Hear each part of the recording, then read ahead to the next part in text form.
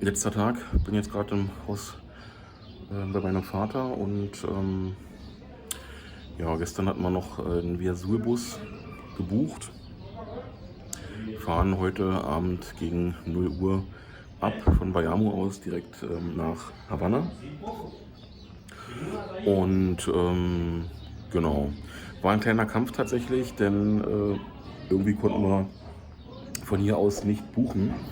Also wir haben versucht online zu buchen und wir sind bis zur Seite gekommen, wo man dann halt ja, bezahlen kann. Und dann wurde halt eine neue Seite aufgemacht und da stand dann, dass der Prozess gerade nicht abgeschlossen werden kann und dass man es später versuchen soll.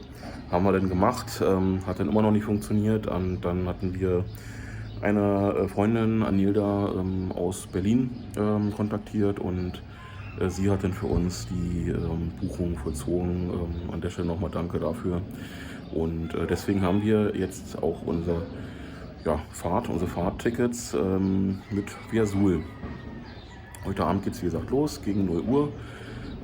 Ab 9 Uhr soll man schon da sein, deswegen werden wir hier so gegen 8 Uhr ungefähr losfahren.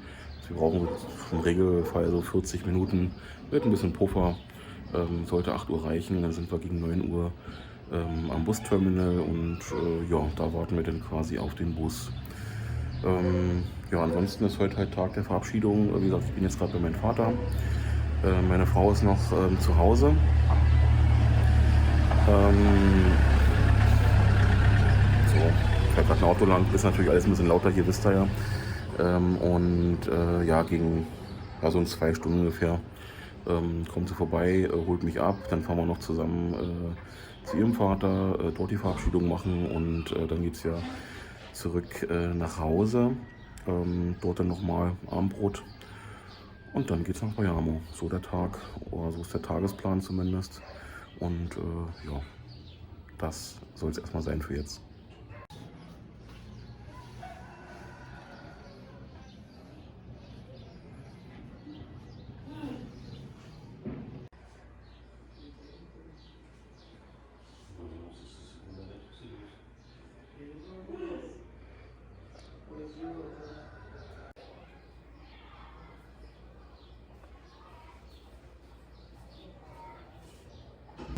So, jetzt geht's nach Hause. Wir haben es jetzt 5 Uhr. Also ja, um 8 geht's los, wie gesagt. Und genau, so ein bisschen Zeit, ein bisschen ja, klarkommen. Ja. Und für meinen Vater habe ich mich schon verabschiedet. Ansonsten ist hier nachher noch die große Verabschiedung. Und ja, wir werden uns genau mal fertig machen. Abendbrot essen und ja, dann geht's auch bald los. Qué bonito quería ver. 85. Yo vendía 90 la que vendió Pripeal. La libra. ¿A comer? ¡Ay, Si lo cilantro! bajas a 85 la libra. Y ahorita no podrá venir un poquito más tarde, cobrar la plata. Sí, Lo chico. vengo caro ahorita. Sí, mijo, sí. Ahí coge.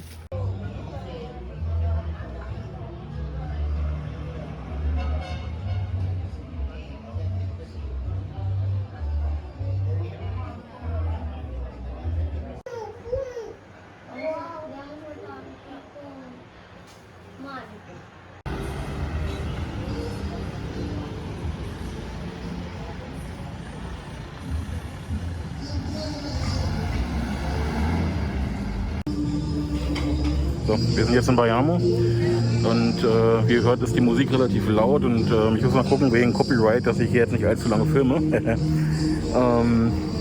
Ich entferne mich mal ein bisschen. Ja, wir fahren jetzt mit Via Sul, jetzt ist gut, also in 3 Stunden circa, ab nach Havanna und ich denke nachher im Bus werde ich ein bisschen mehr erzählen.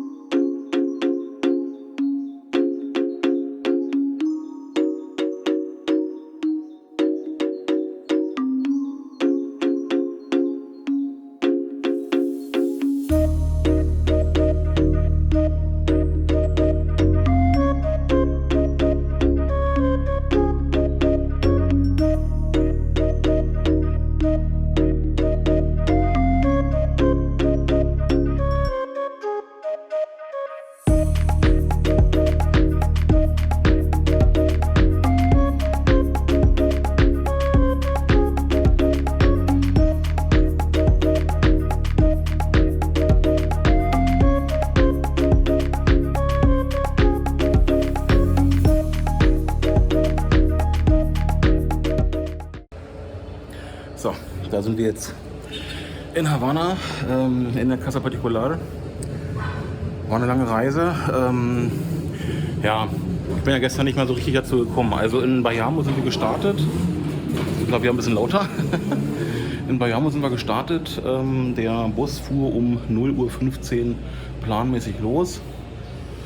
Und wir waren gegen 9:15 Uhr da. Das hieß halt auf den Tickets, dass wir zu der Zeit schon da sein sollen. Waren wir dann auch. Ja, hat dann aber wie gesagt noch ein bisschen gedauert, bis dann auch wirklich losging mit dem Check-in etc. Ja, Via Azul, die Reise von Bayamo nach Havanna, hat uns jetzt pro Ticket, pro Person $48 gekostet. Und ja, ist, denke ich, an sich auch ein fairer Preis.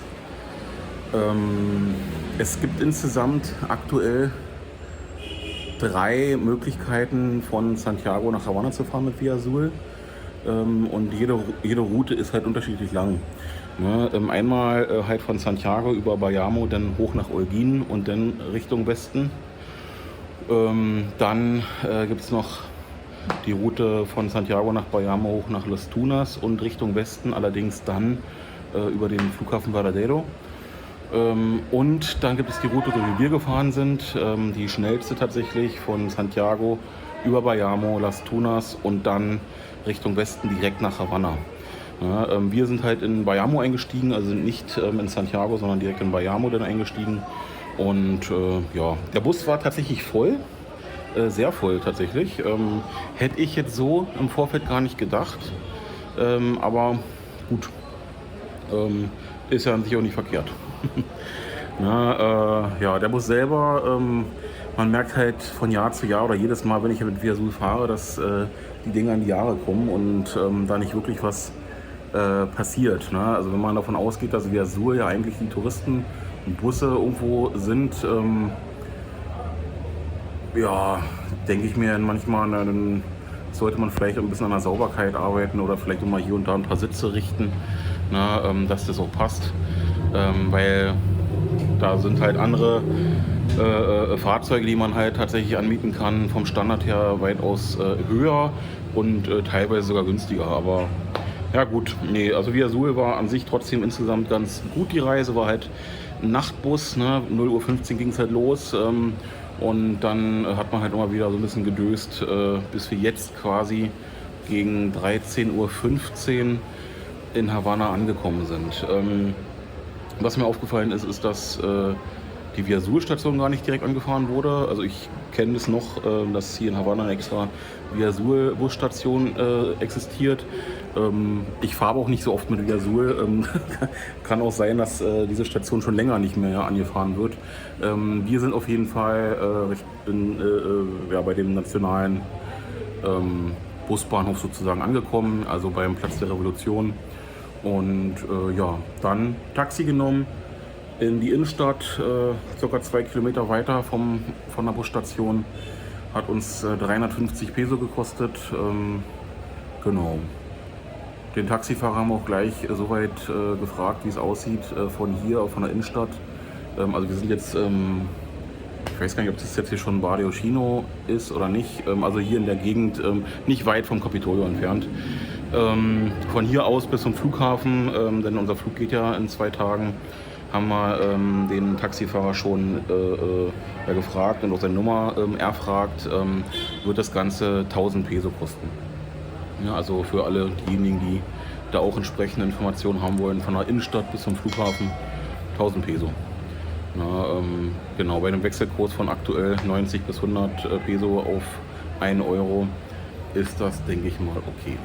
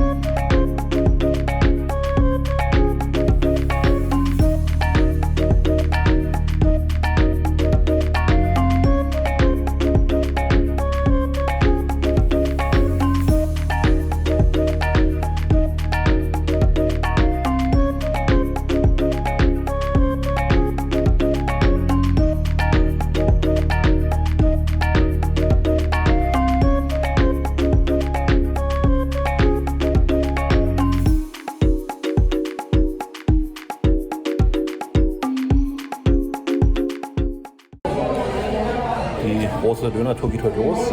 Wir sind hier gerade im Levant, El Levant. Und das ist ein Gyros-Kebab-Haus. Und mal gucken, wie es hier ist.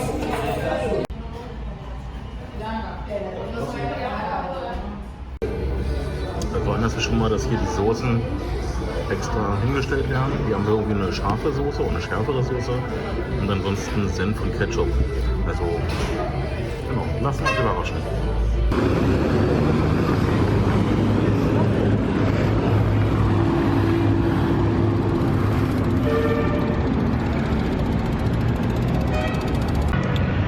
So, wir sitzen jetzt hier in dem Park.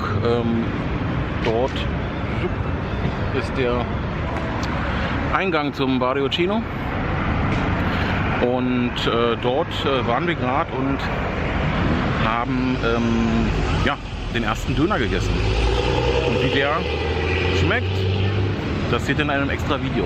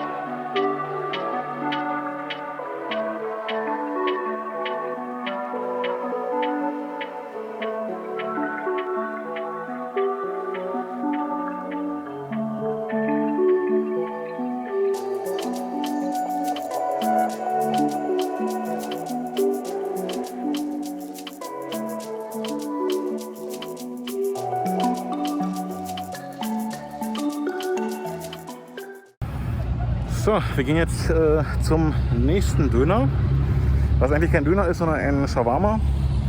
Ein persisches Restaurant bietet wohl Shawarma an. Werden wir testen. Wir treffen jetzt gleich noch Markus mit seiner Frau.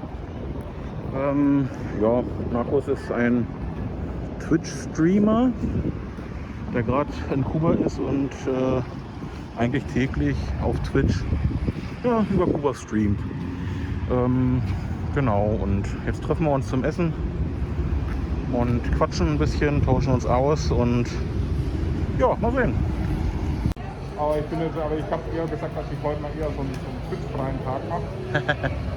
Ja, einen Tag Pause brauchen wir mal. So, wir sind wieder zurück in der Unterkunft. Wir hatten uns mit dem Markus getroffen und seiner Frau. Ja, wie gesagt, Markus ist auch ein Streamer auf Twitch, der gerade auf Kuba ist und streamt.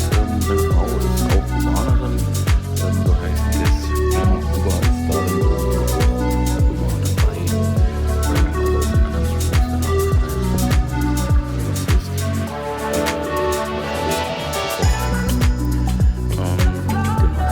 ich habe jetzt bei dem zweiten Döner sozusagen gar nicht so viel gefilmt. Also eigentlich war es ja kein Döner, sondern ein Shawarma. Und andererseits hatten wir allerdings kein Brot da.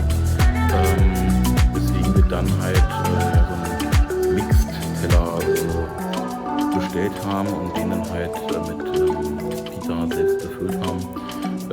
Ich habe hier ein paar Aufnahmen gemacht. Und dann auch später in dem extra Video zum Thema Döner in Havanna oder Döner in Kuba. Genau, ansonsten, wir haben es jetzt schon relativ spät. Es war halt ein langer Tag, lange Reise. Jetzt geht's ins Bett. Morgen geht's dann zum dritten Dönerpunkt. Mal gucken. Da stand auch tatsächlich als einziges, was ich so bisher gefunden hatte im Internet, Döner Kebab. So, also von daher bin ich mal gespannt, ob es wirklich ein Döner Kebab ist oder doch was anderes. Und ob es generell gerade Döner Kebab gibt. Schauen wir mal.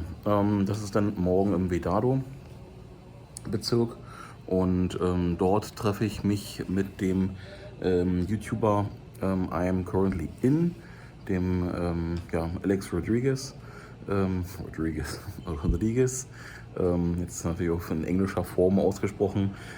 Deswegen, weil er zwar ein kubanischer YouTuber, aber sein Content erstellt er halt komplett auf Englisch. Genau, den treffe ich morgen und der testet mit mir den Döner. So zumindest die Planung, vielleicht machen wir was anderes. Auf jeden Fall morgen um 10 treffen wir uns. Na dann, bis dahin.